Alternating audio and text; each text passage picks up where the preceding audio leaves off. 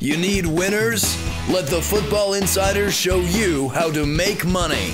General Manager Al DeMarco, a former sports reporter and contributor on Fox Sports, MSNBC, and Comcast Sports TV, brings over 25 years of handicapping experience to the table. CEO Steve Budin, the author of Bets, Drugs, and Rock and Roll, is the man responsible for creating the sports betting industry. Together, they are the Football Insiders, your #1 source for football winners. In a week where the Atlanta Falcons and Dallas Cowboys both extended their winning streaks to 4 in a row, and surprisingly enough, the Broncos and Eagles were knocked from the ranks of the undefeated, the one thing we told you on the show last week that came to fruition was this. No matter what the price, to go ahead and bet the New England Patriots against the Cleveland Browns, because Tom Brady would return from his vacation with his supermodel wife and absolutely make sure the Patriots would cover the spread against Cleveland. Hi everyone, Al DeMarco here along with Steve Budin, and this is the countdown, the kickoff. And we are the Football Insiders, and this is the only nationally televised show for the past 10 years to break down all your top nationally televised games from a point spread perspective in the NFL. And Steve, we said it. When we did this show a week ago on Tuesday, the line was 10.5. We said didn't matter if the line was 12, 13, 14. It was only going to go up to go ahead and bet the Patriots. And yet the gambling public, for some reason, jumped on the Browns as the dog. What, did they think Brady was going to be a little rusty? Hadn't they learned anything during his all-pro career that this guy was going to come back and absolutely light up one of the worst teams in the league? And they paid the price at the betting window. They sure did, Al. I mean, we say it all the time, and sometimes gamblers, they just can't get out of their own way. They over-ponder certain games until they've second-guessed themselves right into oblivion. I mean, Tom Brady, brilliant in his return last week. We said he would be. Gronk was great, too. We said he would be. And now you have this week the return home of the prodigy. Tom is back in town, and to me, you either bet Brady and Belichick or just pass completely. I mean, the Dallas Cowboys defense, they laid out the exact blueprint on how to contain Dalton. And their offense, well, they went through Cincy like a bad Mexican breakfast. Look, I've said it once, I've said it a million times. You can't be scared of the obvious. And let me tell you something, Al. Take it from a former bookie. Your man has jacked this lineup in an attempt to scare you. Don't let him do it. Lay the wood again. Well, listen, the Cincinnati Bengals, you know, they had the extra time to prepare for that game at Dallas last week. And they had a lackluster performance in their previous game, that Thursday night game at home against a bad Miami team, a team that perhaps rivals the Cleveland Browns for the worst team in the NFL. And what did they do? They laid the big-time egg in Dallas. Cowboys jumped out to the 28-0 lead midway through the fourth quarter before the Bengals even got on the board in that game. And you have a Patriots team that is much better defensively than Dallas is. Patriots team, as you said, welcoming Gronk, welcoming Brady back to their return in Foxborough in this one. You know, the Bengals have been unable to run the ball all season long. They're not going to run the ball in this one against the Patriots. Andy Dalton sacked 4 more times last week. That Cincinnati defense was unable to stop Zeke Elliott, who once again ran for over 100 yards. They're not going to be able to stop the Patriots' ground game. I'm looking at a price of 9 here, and yet I think in this particular game, the betting public is going to say, hey, you know, this Cincinnati team can't possibly be this bad, because in their minds, they're going to keep saying to themselves, yeah, but you know, the Bengals last year, they got off to that 8-0 start, and they're still waiting for that Cincinnati team to show up. Problem is, that was then, this is now, and this year's team is simply not that good.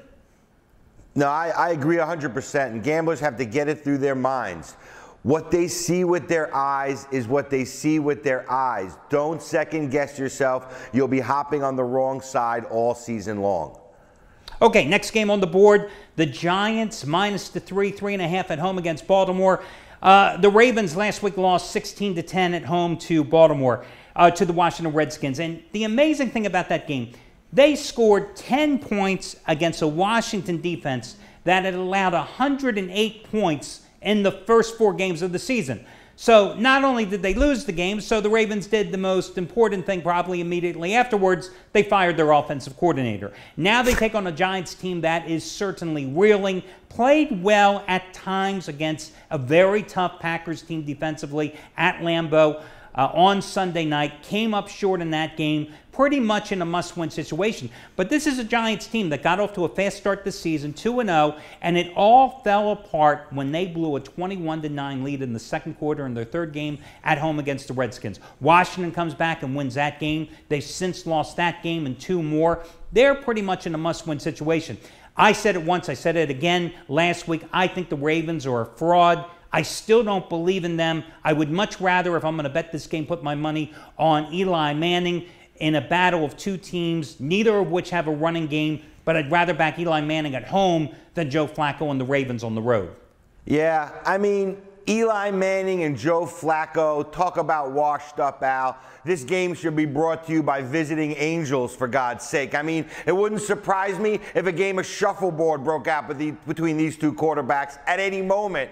And what you have to decide here, Al, is what's worse, the offenses or the defense? I mean, you had a Baltimore team that was only able to muster up a measly 10 points in the loss to the ridiculous Redskins last week, while the Giants scored a whopping 16 points in their loss to Green Bay. The problem with the Giants is they're using this 3 wide receiver set for most of the season now, and without a tight end in there, the defenses have keyed into the fact that they can get to Eli and put the kind of pressure on him where he's got no time to get off the ball. When you add to the fact that the whole Giant offense is somewhat distracted with all the comments and the antics from ODB Jr. I mean, he's not having fun today. He doesn't know if he's going to have fun tomorrow. Man, somebody please spike this guy's Gatorade with some Prozac. He's losing his mind, worse than Kanye West at last year's Grammy show. I mean, the team, Al, is in complete disarray. And like you, I agree. The Ravens are not much better. This is my Sunday cyanide special of the week, Al. I'm going under 44.5 points. This one's going to be 3-2, top of the ninth. Trust me on that one, under the total. And by the way, the Giants have played under the total in 27 of their last 40 games. I can certainly see a low-scoring game and a boring game at that. I mean, this could easily be one of those 16, 13, 20 to 17 finals where, definitely lulls you to sleep. A cure for insomnia, for sure. Next game, I don't think one of these teams will have any problems putting points on the board, and that is the Pittsburgh Steelers. I think this is a great price. -7.5 at Miami. Now, granted, the last time the Steelers went on the road, it was at Philadelphia, and they had the worst loss in 27 years in franchise history. Since then, they came back home. They hosted the Kansas City Chiefs. They hosted the New York Jets. And I believe the Steelers are still scoring in both of those games. Those two games, they won 31-13, 43-14, and Ben Roethlisberger in those two blowout wins, all he did was go 56 for 74 for 680 yards passing, 9 touchdowns and 0 interceptions. But the key to those performances was the return of Le'Veon Bell from the 3-game suspension to start the season. That really opened up the Pittsburgh offense, gave Roethlisberger his entire offensive arsenal, and you saw how Pittsburgh responded. Plus, the Steelers finally got it together defensively. Now they're going to your neck of the woods to take on the Dolphins, and boy, the Miami Dolphins are bad. Losing again last week at home to Tennessee. I got nothing good to say about the Fish. Well, Big Ben heads to South Beach, Al, and with his history, I'm more worried about the pretty girls at Live nightclub getting to him than the Miami Dolphins defense. Trust me on that one. Big Ben has been lighting defenses up like Christmas trees all season so far. You said it, 9 touchdown passes the last 2 weeks alone. The man is on fire. Ryan Tannehill, on the other hand, he's like the curious case of Benjamin Button. He continues to regress and go backwards each week as a quarterback. 7 picks the last 4 games. At this rate, he'll be in diapers by the end of the season. Dolphins just 5-13 against the spread, last 18 at home. Home is not a friendly place for them, Al. The Fish are finished. Give me the black and gold one more time. You know, the Dolphins last week allowed the Titans to run for 235 yards on the ground. And what the Steelers like to do with Bell and DeAngelo Williams is often use both of them in the backfield. Plus, Miami, number 32. There are only 32 teams in the league when it comes to stopping the run, giving up over 150 yards a game. I think Pittsburgh will be able to run the ball, control the line of scrimmage with that good offensive line they have.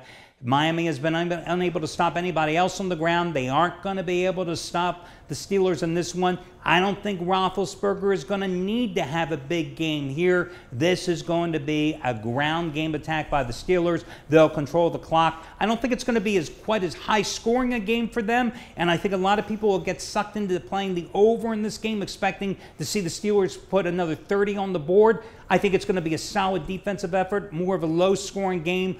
But again, I think it's a cheap chalk price, and I love Pittsburgh in this game. Guys, we're going to take a quick commercial break, and when we return, we've got 4 more games to break down as we continue with the Football Insiders.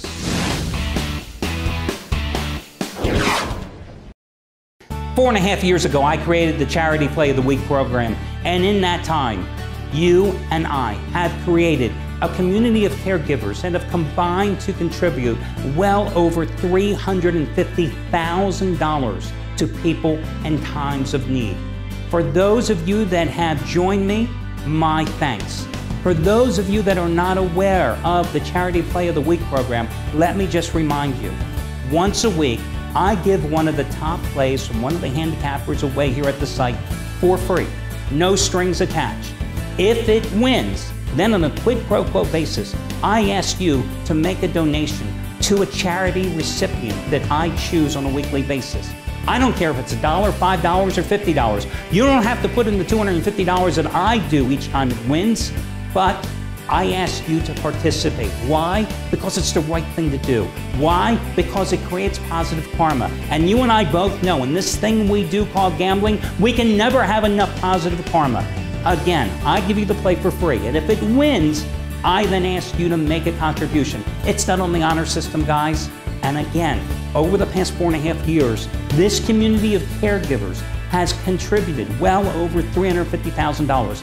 So, it's usually on Tuesday or Wednesday on the site. Check it out. You'll see one of the feature plays from one of the handicappers given away for free, no strings attached. It's the Charity Play of the Week program, and I hope you become a member of one of the most important things that you'll ever come across in gambling. Nobody's ever done it.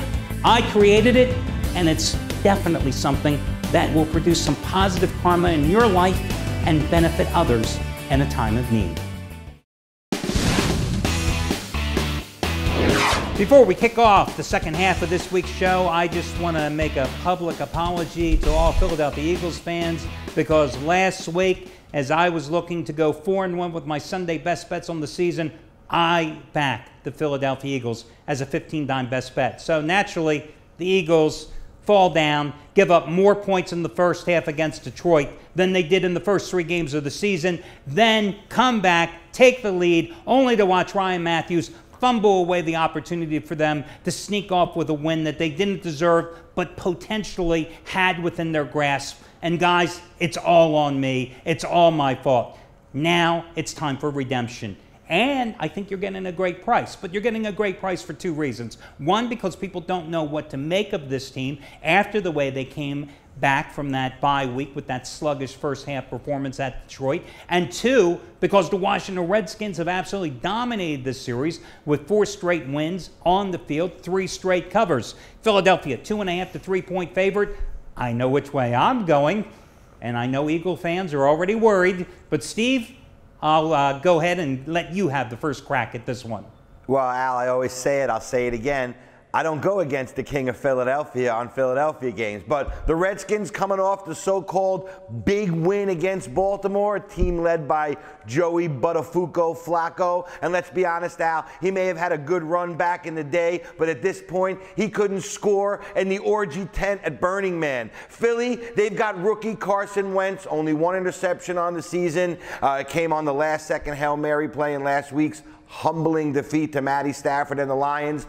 A game that may just prove to be, Al, just what the doctor ordered for a rookie that, don't get me wrong, I love him, but things may just have been going a little bit too good for him, both at this juncture in the season and his career. I think getting knocked back down to earth last week should refocus this team enough to take care of business against a Redskin team. Now, let's face it, they don't match up on either side of the ball. Give me Philly here, minus the points on the road. I'm going with the King once again. Well, I got to tell you something. Wentz, actually kept the Eagles in that game, especially in the first half, especially that late first half drive that resulted in the field goal to make it a 21-10 game at halftime. He did all he could. It was the Eagles' defense that let the team down because they looked like they were just sleepwalking in the first half. Also, the sloppy play. 14 penalties. Now, listen, that game, 14 penalties for the Eagles, 2 penalties on the Lions. Yeah, one-sided. Home field advantage? Yeah, I'd say so from that officiating crew. But I will say, in the second half, they held the Lions to 45 net yards, 4 first downs, 3 points, and sacked Matty Stafford 4 times. That's the team. That's the defense led by Jim Schwartz, their defensive coordinator, that played the first 3 games, that gave Ben Roethlisberger nightmares. That's the defense that has to show up here in Washington and harass Kirk Cousins. Now, the Redskins have reeled off 3 straight wins. But this is still the team that got obliterated at home by the Pittsburgh Steelers. This is the team that could not stop Zeke Elliott and Dak Prescott for the Cowboys in week number 2 at home. And this Washington defense cannot stop the run. The Eagles have got to be able to control the line of scrimmage. The one thing that we don't know here as we record this show Tuesday morning is the Eagles' #1 offensive lineman. And no, it is not perennial All-Pro left tackle Jason Peters at this stage of his career. It's actually right tackle Lane Johnson, who has appealed his 10-game suspension for a PED violation. It's either an all-or-nothing thing. He's either going to win that appeal or he's going to lose it, and he's going to start probably serving a suspension for this game, which is going to mean the offensive line is going to be reshuffled. He has been their most consistent and best offensive lineman so far this season, so that could definitely hurt them, but still, I would still go ahead and lay the points with the Eagles, and right there, Philadelphia fans, you are probably worried, but hey, I still like the Birds. I think you're getting value. This next game, Atlanta and Seattle, an interesting contest to say the least. The Falcons open up the season losing at home to Tampa Bay, and they since reel off 4 straight wins. Steve, I got to tell you, I wasn't that impressed that they went to Denver last week and won. I think the Broncos were due for a letdown sooner or later. They weren't going to go 16-0, and plus the Broncos are playing a rookie quarterback.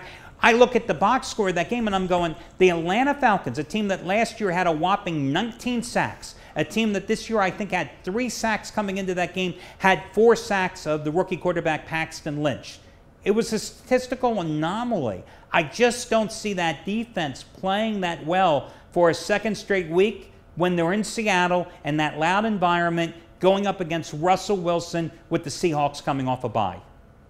Yeah, well, whether you buy it or not, don't look now, Al. Atlanta is on a 4-game winning streak, and very, very quietly, they have become one of the more impressive teams, especially on the offensive side of the ball. Matty Ice, Al, he's my HGH Player of the Month, turning back the clock. He's racked up 1,740 yards passing. That's 12 touchdowns, 2 interceptions, a league-leading 35 points per game. And I got to ask you, Al, doesn't this remind you of the Atlanta Falcons of last year? Same hot start, then they fizzled out like an old can of RC Cola in the hot summer sun. I mean, is this their moment of truth against the Seattle team who's coming off a bye?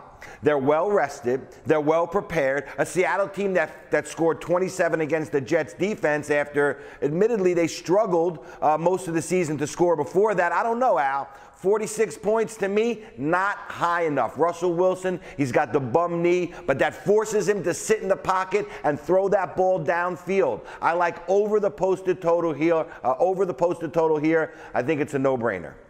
Yeah, I would rather play this game over than venture a side here. Listen, in a teaser, I can certainly see taking Seattle in a virtual pick'em situation, a two-team 6-point teaser. But if I had to play it, I would agree with you. I would go with the over. I will say that the Falcons are on an 8-1 run as a dog. But in this particular spot, you know, I think the Falcons are more like you said, a team that's ready to fizzle. I just don't think they can pull it off for a second straight week. I think that defense is just a mirage, and I just don't like Seattle either in a situation where they're laying so many points because they have not been a good money proposition. In fact, 10-11-1 against the spread in their last 22 games overall. So they don't make anybody money whether they're playing home or on the road.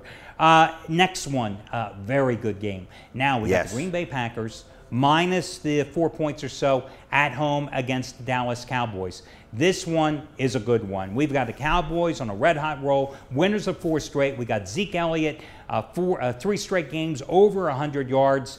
And the Packers coming off a good win, not a spectacular win, but a game keyed by their defense at home against the Giants on Sunday night. I'm curious to get your take on this game because we have been high on the Cowboys all season long.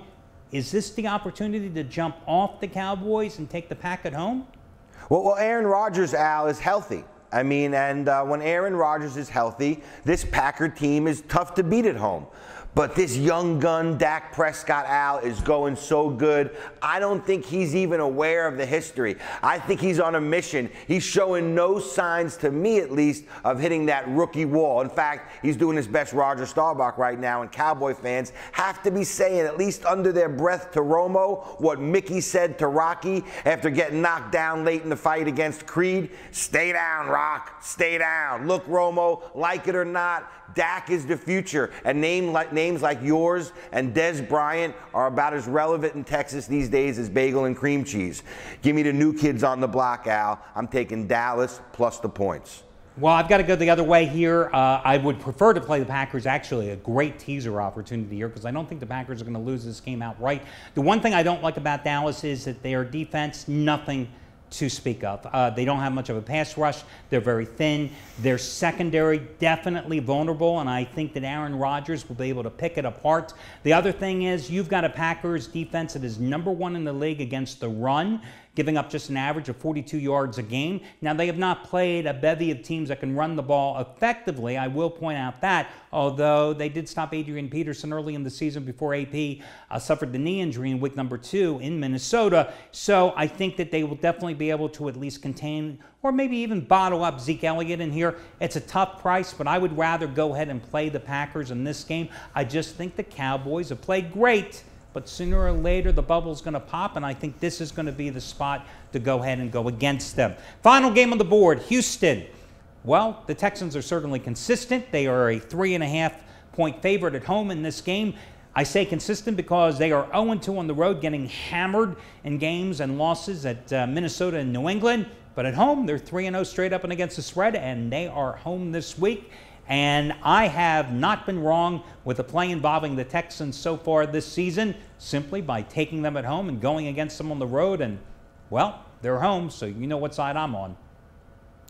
Al, I got to be honest with you. Houston's on a bad downward spiral to the likes I haven't seen since Miley Cyrus started smoking the weed and hanging out with the rappers. That's right, I said it. The Texans have been exposed, and just like Miley, their Hannah Montana moment is officially over. Brock the Croc, get on the phone right now and dial Greg the Garbage Man over at Waste Management. I told you in week 2, right here on this show, the guy is straight garbage, and I'm right. 6 touchdown passes on the season, 7 interceptions, and that, my friends, is what we call in this business Whoopi Goldberg ugly. I'm going with the Colts here, Al. I'm going with the Colts plus the 3. I don't even know what to make of that analysis with Miley Cyrus brought into it, but I will tell you this. Brock Osweiler has not looked good, and he certainly didn't look good last week, 19 for 42 for 184 yards and sacked 4 times. But he has looked pathetic in the losses against the Patriots and the Vikings, two of the top 5 defenses in the NFL. You put him at home against the Bears, against the Chiefs, against the Titans, he's looked fine, as has Lamar Miller, as has the Texans offense generally. And I think it'll look fine against a Colts defense that has been pathetic for years. A Colts defense that has been pathetic in their 2 road losses this season. In fact, I'm just looking here, they allowed 30 points to the Jaguars in the game in Wembley in London. They allowed 34 points to the Broncos in Denver. So in 2 road games, they gave up 64 points. But I think the biggest thing here is that Houston enters this game with the number 1 pass defense. Andrew Luck has been sacked already a league-high 20 times. And the offensive line for the Colts has been their bugaboo for the past 3 years. You know, Luck is going to definitely throw the ball, and he's going to have some success, and he's going to definitely, you know, accumulate some nice fancy stats, but that team can't run the ball. And even though J.J. Watt and Brian Cushing are out, the Texans are going to get to them. And I think that you get tremendous line value in this game because the Texans are coming off such a miserable performance in that double-digit blowout loss at Minnesota. Otherwise, if they had played a competitive game at Minnesota, they'd be laying 6.5 to 7. Here, a field goal, bargain basement price, one of my top plays of the weekend. Love the Houston Texans. And again, guys, I haven't been wrong. I'm 5 for 5 when my plays involving Houston. Guys, that'll do it for this week's show. For Steve Budin, I am Al DeMarco, and we will catch you next week right here on the Football Insiders.